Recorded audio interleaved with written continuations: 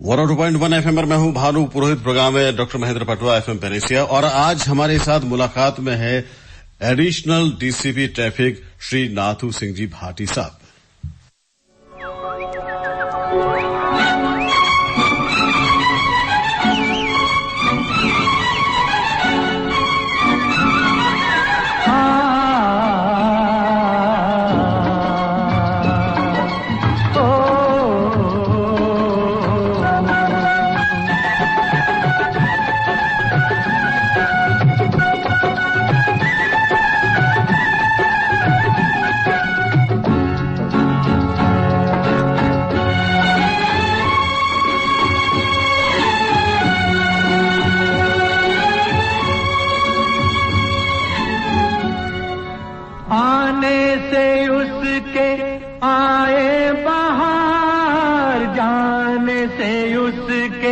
जाए बहार बड़ी मस्तानी है मेरी महबूबा, मेरी जिंदगानी है मेरी महबूबा।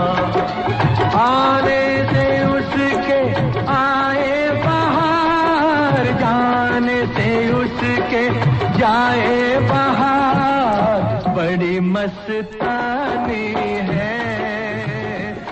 भाटी साहब बहुत स्वागत है आपका। धन्यवाद। कैसे हैं सर आप? बिल्कुल अच्छे हैं। ये अभी इन दिनों चल रहा है पखवाड़ा या महीना ट्रैफिक को लेकर यातायात का। अच्छा, पहले पखवाड़ा हुआ करता था, अब महीना हुआ है। पहले हर साल लगातार इतने समय से यातायात सुरक्षा सप्ताह के नाम से होता था, एक वीक के लिए होता था। इस बार भारत सरकार के द्वारा और राजस्थान सरकार के द्वारा इसको एक माह किया गया। बेसिकली इसका ध्येय है कि लोगों को जो बढ़ती हुई सड़क दुर्घटनाएं हैं उनकी रोकथाम के लिए कैसे जागरूकता की जाए, कैसे लोगों को शिक्षित किया जाए या कैसे लोगों में अवेयरनेस और सिविक सेंस पैदा किया जाए, इसलिए सप्ताह कम पड़ता था।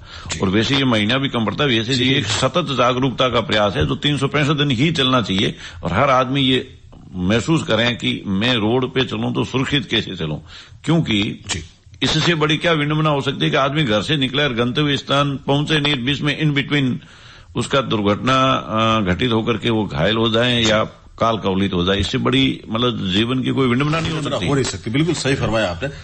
ये एक अनुमान के अनुसार लगभग भारत में हर वर्ष 1.5 लाख लोग सड़क दुर्घटनाओं में मर जाते हैं।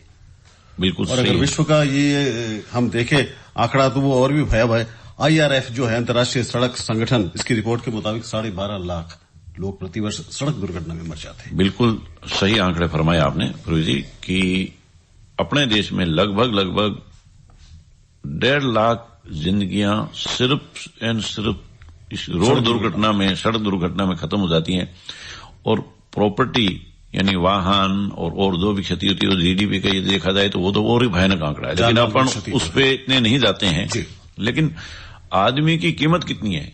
हमारे पुलिस प्रशासन में अगर जो मर्डर के केस हैं, मैं लोकल उदाहरण जोधपुर के परिप्रेक्ष्य में ही दूं, तो मर्डर के केस जो हैं वो साल भर में 30-35 से ज्यादा नहीं हो पाते, लगभग होती है। और एक मर्डर के केस में पूरी कानून व्यवस्था हिल जाती है।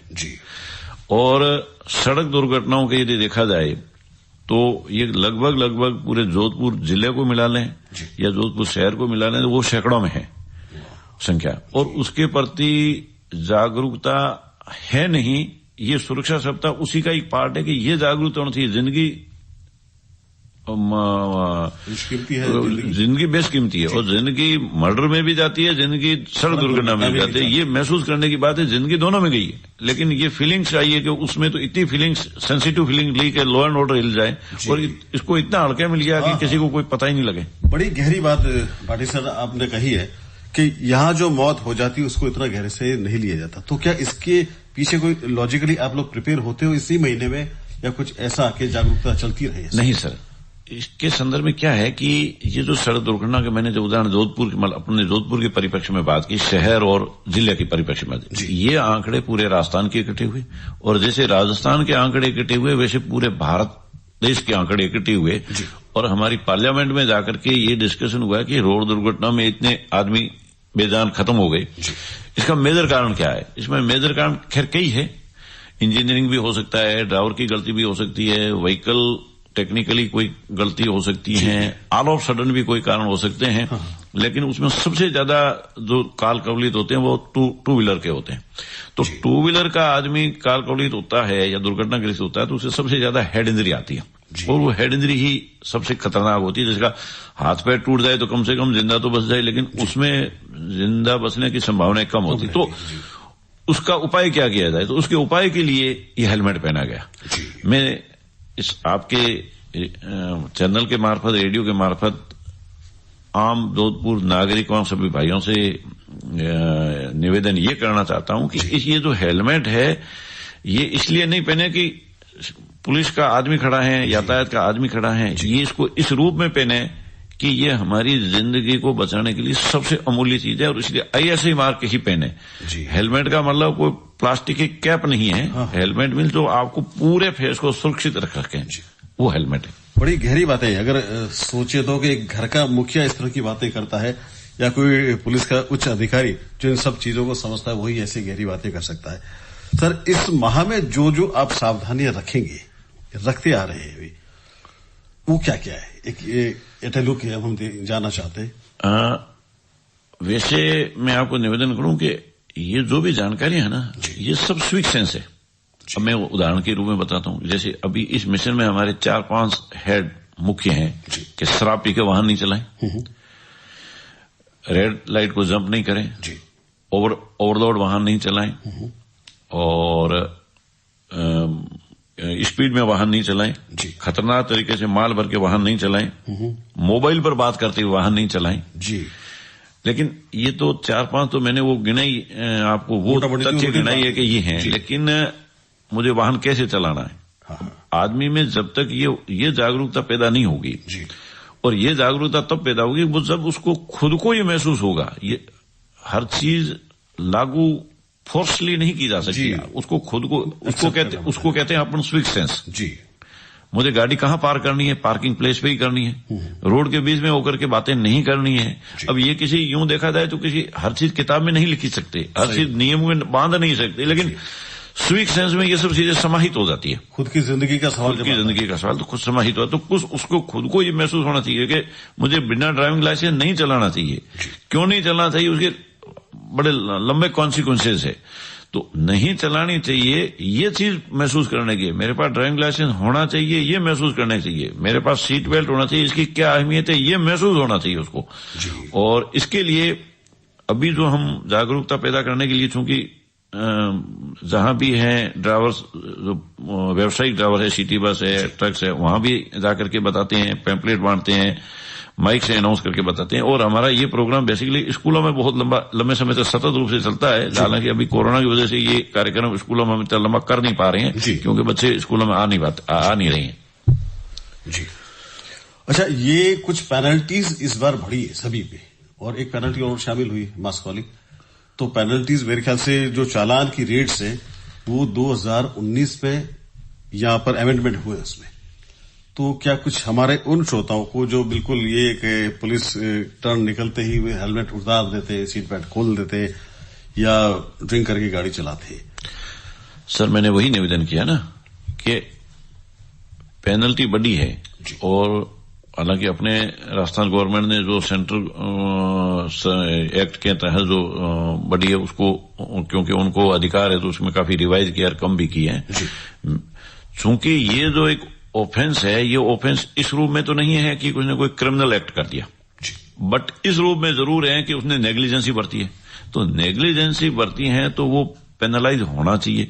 और चूंकि ये कंपाउंडेबल ऑफेंस है, जो भी वो गलती करता है तो उसकी जो है, मेरा ये निवेदन है कि ये पेनल्टी मैं इसलिए नहीं कर रहा हूं, मैं भी एक नागरिक हूं, लेकिन कहने का मतलब है कि इसको हाईली पेनलाइज हो तभी आदमी इसको महसूस करता है। पेनलाइज करके कोई व्यवस्था उससे कोई रेवेन्यू इकट्ठा नहीं कर रही है, लेकिन उसको महसूस कराने का और कोई तरीका नहीं है। चेतावनी है कि भाई आप मोबाइल से बात करोगे चलते हुए तो आपका कंसंट्रेशन डाइवर्ट होगा, 100% होगा। इसमें कोई ये मतलब साइंटिफिक रीजन है। तो उसके लिए 5,000 की पेनल्टी दी है। तो आपको मोबाइल थोड़े समय पहले मोबाइल नहीं थी, तब भी तो जिंदगी चल ही रही थी ना। बिल्कुल ऐसा नहीं था कि मोबाइल के बगैर जीवन चल ही नहीं पा रहा है, तो तब भी चल पा रहा है। अगर आपको बात ही करनी है तो आप रुक जाइए, बात कर लीजिए, फिर चलिए। आप दोनों को हम एक साथ क्यों कर रहे हैं? और ये चीज, उससे आप भी अपने को खतरे में डाल रहे हैं, आप सामने वाले को भी अपने उसके जीवन को भी खतरे में डाल रहे हैं। जी। अच्छा, क्या भाटी साहब ऐसी भी कोई व्यवस्था है कि अगर एक ही आदमी बार बार गलती को दोहराता है तो उसके खिलाफ कोई कानूनी कार्रवाई हो? बिल्कुल है सर। तो उसके बारे में थोड़ी सी जानकारी। ये उसका बार बार ये 4-5 ऑफेंस मैंने बताए हैं। मोबाइल से बात करना, शराब पी के वाहन चलाना, रेड लाइट को जंप करना, और सीट बेल्ट तो फिर भी इसमें नहीं मानते हैं, तेज गति से लापरवाही से वाहन चलाना। अच्छा। और इसमें अंदर लाइसेंस को निलंबित करने का और सस्पेंशन करने का प्रावधान है।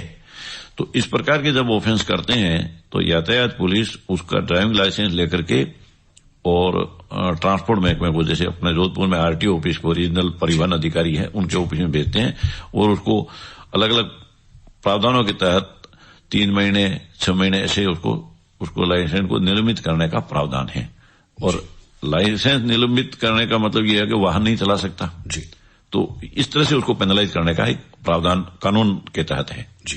अच्छा भाटी साहब, ये जो लाइसेंस होता है उसके नीचे 3-4 बिंदु होते हैं, पीला भी होता है, हरा भी होता है, एक लाल बिंदु भी होता है, तो इनकी भी कोई व्याख्या है ऐसी कोई? कई लोग नहीं जानते इनके बारे में। हाँ, नहीं, इनकी व्याख्या यही है सर जी कि ये उसके अंदर उस निलंबन के ये संकेत उसी के दिए हुए, चूंकि लाइसेंस जारी पुलिस नहीं करती है बल्कि परिवहन विभाग करता है, और एमवी एक्ट के अंदर हर चीज रजिस्ट्रेशन से लेकर के, परमिट से लेकर के, लाइसेंस से लेकर के वही जारी करती है। तो ये उसी के तहत ये इसको बिंदुओं के तहत 3 बिंदु दिए गए कि ये हो गया। लेकिन चूंकि अभी ये कार्रवाई प्रभावशाली तरीके से अपने यहाँ हो नहीं रही है, कम हो रही है। मेरा ये मानना है, या मैं इस चीज का समर्थन हूं कि ये थोड़ी सी प्रभावी होनी चाहिए, ताकि सामने वालों को ये महसूस है कि मुझे कॉन्शियस होकर के ही व्हीकल चलाना। जी।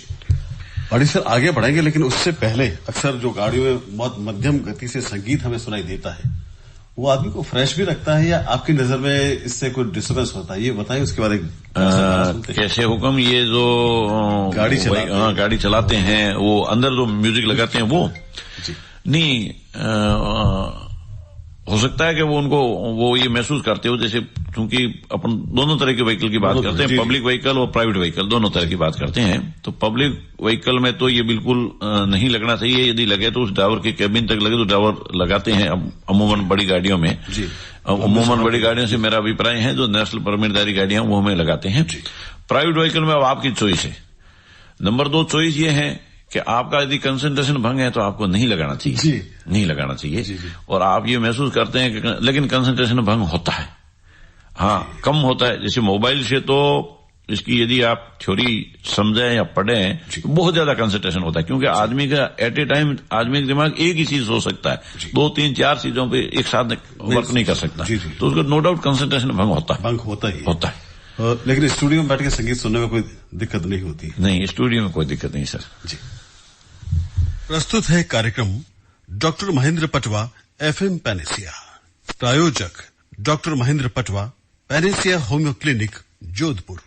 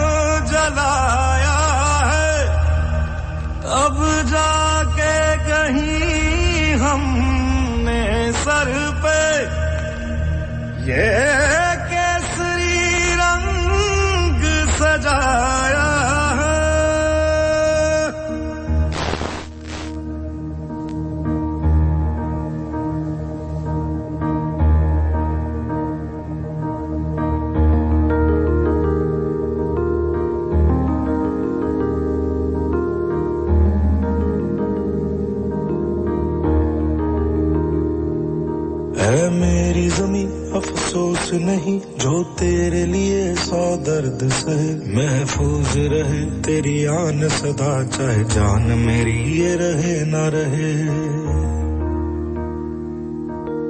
मेरी ज़मीं महबूब मेरी, मेरी नस नस में तेरा इश्क बहे, फीका ना पड़े कभी रंग तेरा जिस्मों से निकल के खून कहे।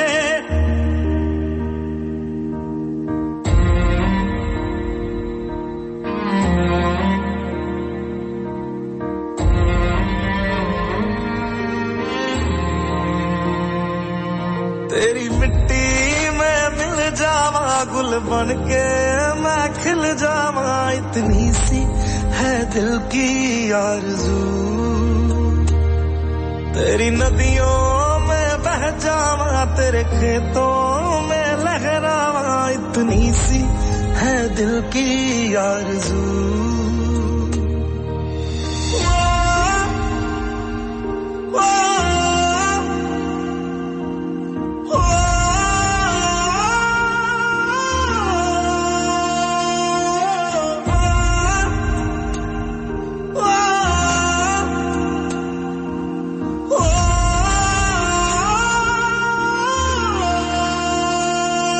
सरसों से भरे खलियान मेरे जहाँ झूम के भंगड़ा पा न सका, आबाद रहे वो गाँव मेरा जहाँ लौट के वापस जा न सका। ओ वतनावे मेरे वतनावे तेरा मेरा प्यार निराला था, कुर्बान हुआ तेरी असमत पे मैं कितना नसीबों वाला था।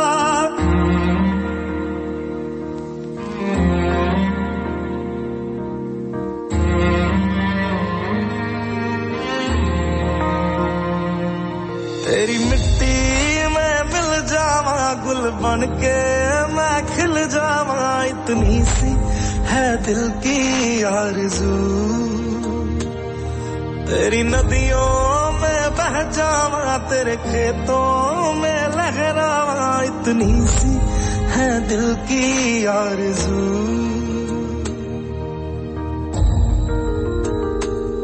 केसरी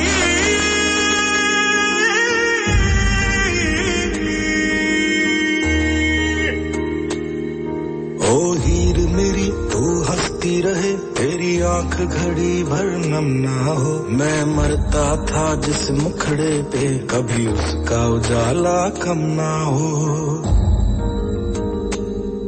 ओ माई मेरी क्या फिक्र तुझे क्यों आंख से दरिया बहता है, तू कहती थी तेरा चांद हूँ मैं और चांद हमेशा रहता है। तेरी मिट्टी जावा गुल बन के मैं खिल जावा, इतनी सी है दिल की आरज़ू। तेरी नदियों में बह जावा तेरी फसलों में लहरावा, इतनी सी है दिल की आरज़ू।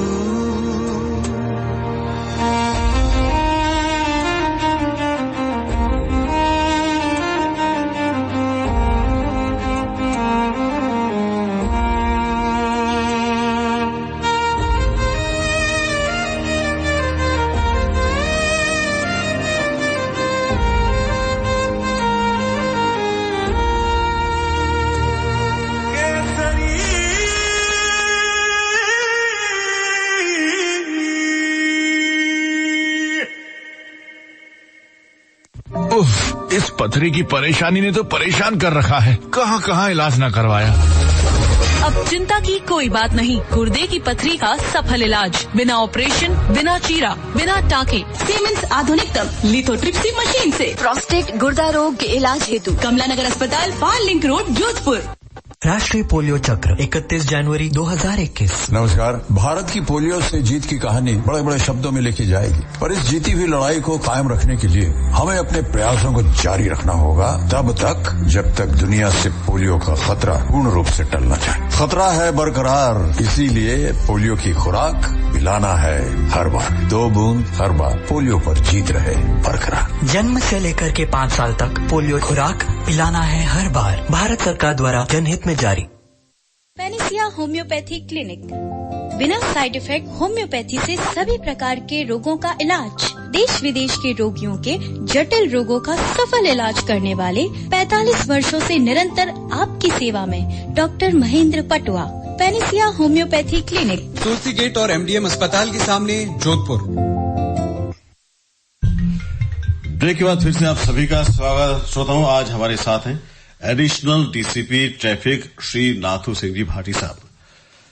भाटी सर, एक विडंबना अक्सर देखी जाती है आजकल, तो लोग एक्सीडेंट पे वीडियो बनाने लग जाते हैं और सहायता पहुंचानी बहुत दिगर बात हो गई है, लेकिन कुछ लोग इसलिए सहायता नहीं कर पाते कि पुलिस बहुत सारी पूछताछ करेगी कि कैसे हुआ, कहां से लाए, कौन हो। नहीं, ये बिल्कुल भ्रम है। पुलिस पूछताछ ऐसी कोई चीज नहीं करती है जिससे आदमी हैरेस होता हो या उसको कोई नुकसान पहुंचता हो। एक्सीडेंट, उदाहरण के लिए जैसे किसी बड़े व्हीकल के द्वारा छोटे व्हीकल का एक्सीडेंट हुआ, आप उसको हॉस्पिटल ले गए, हॉस्पिटल ले जाके आप कह दिए, आप पुलिस का तो सिर्फ ये पूछना कि भाई आप कहां से लाए, क्या हुआ, और आपने यदि वो एपिसोड देखा है कि ये यूं हुआ था, ये इस व्हीकल की गलती थी, तो ये तो एक तरह से कानून की मदद हुई, उसमें कोई हैरेसमेंट वाला कोई बंधु ही नहीं है। और वो भी अगर आप बोलना चाहो तो बोलो, नहीं बोलना चाहो, और वो नहीं क्यों बोले, वो बोलना भी चाहिए, बोलना सच्चाई को क्यों नकारा जाए, बोलना भी चाहिए। बाकी इसमें कोई हैरेसमेंट जैसा कोई तथ्य नहीं है। यानी कि कोई एक्सीडेंट केस हो, अगर आपके सामने हो, बिल्कुल करना चाहिए, मतलब being a citizen, being a human, आपको जरूर करना चाहिए। अच्छा, कई हमारे जो मित्र हैं विदेशों में होके आए और फिर यहाँ जब आते हैं तो ये कहते हैं यहाँ हॉर्न बड़ी तेज बजता है और चिल्लपाव मची रहती है। वहां हॉर्न बजाने अपने आप में एक बहुत बड़ा जुर्म होता है। हाँ, जो आप फरमा रहे हैं ये सुना हमने भी है, देखा नहीं है जी, लेकिन शायद मैं ऐसा मानता हूँ कि अपनी सोसाइटी में और सोसाइटी में फर्क है। जिस मैं सिविक सेंस की बात कर रहा हूँ, तो शायद इसका काफी लंबा गैप है, ऐसा मेरा मानना है। जी। हो सकता है कि कुछ इंफ्रास्ट्रक्चर सुविधाएं वहां बेहतर हो, लेकिन बेसिक मैं समझता हूं कि इस सिविक सेंस का गैप है, उसी का ये परिणाम है कि वो इतने सेंसिटाइज हैं कि इस चीज को संकेत से समझ लेते हैं। शायद हम, मतलब अपना पूरा समाज इस चीज को शायद नहीं समझ पाता या कम समझ पाता है, कम समझ पाता है जी। अच्छा, ये रोड पे हम अक्सर ज़ेब्रा क्रॉसिंग वगैरह देखते हैं जी, ये देखते हैं, सुनते हैं, लेकिन डीपली जाके अगर आपसे हम समझना चाहें तो ये क्या है? ज़ेब्रा क्रॉसिंग जहां लाइटिंग सिस्टम है वहां पे ज़ेब्रा क्रॉसिंग रहती है। चौराहे पर आपने देखा होगा, अपना नई सड़क का चौराहा लंबे समय से लाइटिंग सिस्टम, अब मेरे ख्याल से कम 30-35 चौराहे इस लाइटिंग सिस्टम से जुड़ गए।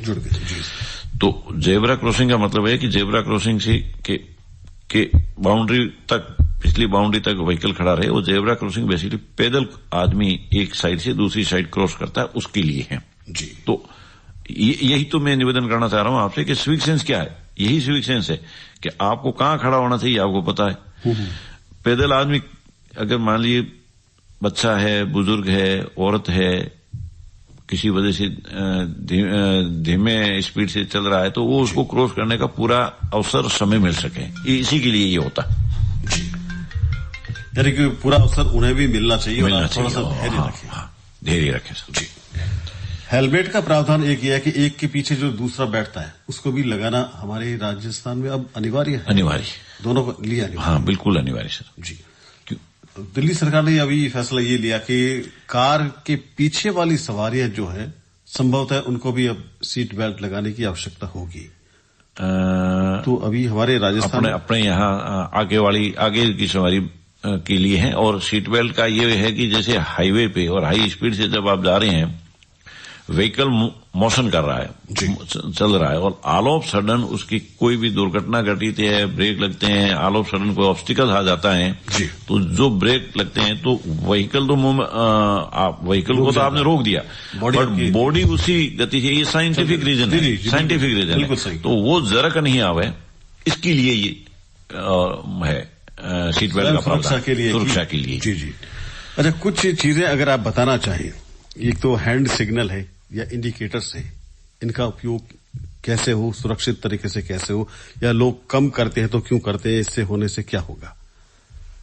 हैंड सिग्नल या जो सिग्नल आजकल ऑटोमेटिकली। अच्छा, आपके फरमाने का मतलब जो व्हीकल चला रहा है वो साइड। हाँ, ये हालांकि बेसिकली तो ये इंडिकेटर से समझ जाना चाहिए। जी जी। लेकिन अपने चीजें अभी इतनी चीजें वही घूम फिर के बाद वहीं आ गई ना स्विच सेंस पे, अपन नहीं समझ पाते हैं, तो इसलिए फिर वो हाथ से रोके भाई रुक जा जी। लेकिन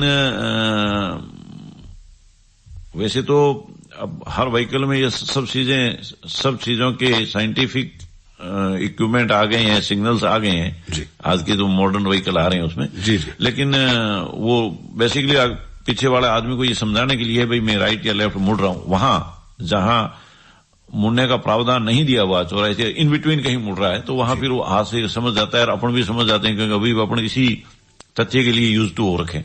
जी। अच्छा, ये एक ओवरटेक वाला सिस्टम भी बड़ा कभी कभी समझ में नहीं आने वाला होता है। वैसे पुलिस के मुताबिक, ट्रैफिक के मुताबिक ओवरटेक कैसे होना चाहिए? ओवरटेक राइट हैंड से होना चाहिए जी, इस साइड से नहीं होना चाहिए, लेफ्ट साइड से। लेफ्ट से कभी नहीं होना चाहिए, कभी नहीं होना चाहिए। अब हाईवे पे यदि आपने अनुभव किया होगा जी, मैक्सिमम ओवरटेक जो होता है लेफ्ट से ही होता है। जी जी। तो वहां जो भी व्हीकल चला रहा है, जैसे आप और मैं चला रहे हैं, तो उसको बड़ा कॉन्शियस होकर चलाना पड़ता है, क्योंकि अगर आपने वो कॉन्शियस नहीं हुए जी, और अगर आप उधर आगे वो उसको टक्कर करता तो बहुत बड़ी दुर्घटना होने की बहुत बड़ी संभावना रहती है जी। तो वहां तो दोनों, और इसीलिए हाईवे पे आपने ये अनुभव किया होगा ट्रैक बने हुए जी, 2 वे है या 3 वे है जी, यानी 4 लेन है या 6 लेन है जी सर। तो स्पीड के अनुसार आपके ट्रैक बने हुए। तो अगर आप आपकी जो स्पीड है आप लगभग उसी में चलते हैं और आप कॉन्शियस रहते हैं, तो आपकी स्पीड निर्धारित कर रखी है जी, आप इसी स्पीड से चल रहे हैं, इसी लाइन में चलें, तो ये समस्या नहीं आती। लेकिन फिर भी आपको कॉन्शियस तो रहना ही है जी, दोनों तरीके से। स्पीड लिमिट अभी शहर में जो आपने की है निर्धारित, वो क्या है? वो अलग अलग जगह पे अलग अलग है, नोटिफाई की हुई है सर। ये जब अपना कमिश्नरेट सिस्टम नहीं था उससे पहले कलेक्टर साहब के द्वारा ये नोटिफाइड होती थी, उसके ऊपर मीटिंग वगैरह होकर के जी। और जब से ये अपना कमिश्नरेट सिस्टम लागू हो गया जी, उसके बाद में पुलिस कमिश्नर साहब के डीसीपी ट्रैफिक जो हमारे ट्रैफिक के हेड है उनके द्वारा होती है। लेकिन उससे पहले जोधपुर विकास प्राधिकरण के जो आयुक्त या कमिश्नर साहब है उनके वहां ये हर महीने इसकी मीटिंग होती है और वहां इसके अलग अलग विभागों से प्रपोजल आते हैं, उसके ऊपर मंथन होकर के फाइनलाइज होकर के जब आती है तब वो स्पीड लिमिट का विज्ञप्ति जारी की जाती है। अच्छा, ये क्या बदलती भी रहती स्पीड या हमेशा कभी भीतरी शहर में 30? हाँ, ये बदलती है। शहर के अंदर का पार्ट अलग है, बाहर का अलग है, हाईवे का अलग है। अब चूंकि अब अपना रोडों का विकास जोधपुर के चारों तरफ ही अगर आप देखें तो बहुत कुछ हो रहा है जी, तो उसके मतलब जैसी रोड है और जैसा एरिया है उसके अनुसार है जी। पाटिल सर, अक्सर चालान अब कैमरे से रिकॉर्डेड जो होते हैं फॉल्ट उससे होकर आते हैं, तो ये कैसे होता है? ये ई चालान जैसे कहते हैं, ई चालान कहते हैं। तो ये कहाँ नोटिस होता, क्या हर सड़क पे ऐसे कैमरे लगे? नहीं, ऐसा है कि अपने स्पीड के लिए अपने से अलग से कैमरे लगा रखे हैं 4-5 जगह अपने, जो सिर्फ ट्रैफिक के एंगल से ही लगे हुए हैं जी। और पूरे शहर में पूरे चौराहे पे जो कैमरे लगे हुए हैं जोधपुर के अंदर जी, उनका अब एक कमांड सेंटर अपने सूचना केंद्र के पास में जी, वहां बाकायदा टेक्निकल आदमी बैठते हैं और उन्हीं के साथ में हमारे पुलिस के आदमी भी बैठते हैं जी। तो वो ये ऑब्जर्व करते रहते हैं कि किस चौराहे पे जानबूझ के आदमी ने स्पीड बढ़ा ली है या जो भी गलती की है जी। तो अब अपने को ये समझना है कि सिर्फ पुलिस का जवान या पुलिस का अधिकारी चौराहे पे खड़ा है तब आपने किया तब तो आप उसके नजर में आ गए, अन्यथा नहीं, ऐसा नहीं है। ये नोटिस होता है जी, जी। और उसी को जो चालान की करके और फिर उसको उसके एड्रेस पे भेज देते हैं। आज की गाड़ी के नंबर का सब एड्रेस और उसकी सब वो ऐप बनी हुई है, उसमें पूरी डिटेल आ जाती है, उसी के अनुसार वो भेजते हैं। गाड़ी आपकी रोड पे जब आती है तो कौन कौन से कागजात आपके पास होने जरूरी होते हैं? आप क्या सिर्फ फोटो खींच के काम चल सकता है? नहीं, गाड़ी के ओरिजिनल कागज हैं, ओरिजिनल से मेरा अभिप्राय है गाड़ी का रजिस्ट्रेशन सर्टिफिकेट है, फिटनेस है, पोल्यूशन अंडर कंट्रोल का है जी, और इंश्योरेंस है। ये गाड़ी के आवश्यक दस्तावेज हैं। ये प्राइवेट व्हीकल है जी, तो आप इनकी फोटोकॉपी भी रख सकते हैं जी। और आप आजकल ऐसा सिस्टम हुआ है कि इस ऐप में भी रख सकते हैं। ऐप में रख सकते हैं, मोबाइल से दिखाने पर बिल्कुल दिखाने, और आपका ड्राइविंग लाइसेंस। यदि इनकी आप अपने पास में रखते हैं तो वेल एंड गुड है जी, नहीं तो आप ऐप में भी रख सकते हैं। ये इसका भी विधिवत रूप से नियमानुसार प्रावधान है। जी जी। और जरूरत पड़े तो आप उसकी ओरिजिनल मांगे तब आप ओरिजिनल लाए, वरना रोड पे आप दिखा सकते हैं, बिल्कुल दिखा सकते हैं विधि स्वरूप है। जी भाटी सर, हालांकि बातें बहुत है और बहुत सी चीजें कि आजकल लोग अपने खुद की गाड़ी के आगे भी कैमरा लगाते हैं ताकि दूसरों की गलती खुद पे नहीं आए। कई ऐसे छोटे छोटे स्टेट में, राज्यों में, डिस्ट्रिक्ट में हमने देखा और सुना है। फिलहाल वो बातें हम आगे के लिए रखते हैं। चलते चलते यातायात महीने में आम आदमी व्हीकल जो चलाता है उसको एक संदेश अगर देना चाहें आप तो क्या देते हैं? जोधपुर और राजस्थान के सभी और स्पेशली अपने शहर के नागरिकों से सविनय ये अनुरोध है कि इस सड़क दुर्घटना के जो आंकड़े हैं उनको आप गंभीरता से महसूस करते हुए इस तरीके से, इस स्वीट सेंस के साथ, इस नागरिक चेतना के साथ चलें ताकि आप भी सुरक्षित चल सकें और आपके साथ अपने जो बाकी अदर देन मेरे वो जो अपने हैं वो भी सुरक्षित चल सकें। इस चीज का ध्यान रखिए। चलिए, बड़ा अच्छा लगा। Additional DCP traffic Shri Nathu Singh ji Bhati sir, आज आप हमारे मुलाकात प्रोग्राम में पधारे और बड़ी अच्छी जानकारी यातायात नियमों को लेकर दी। आपका बहुत बहुत धन्यवाद। धन्यवाद, बहुत बहुत। जिंदगी एक सफर है सुहाना, यहाँ कल क्या हो किसने जाना।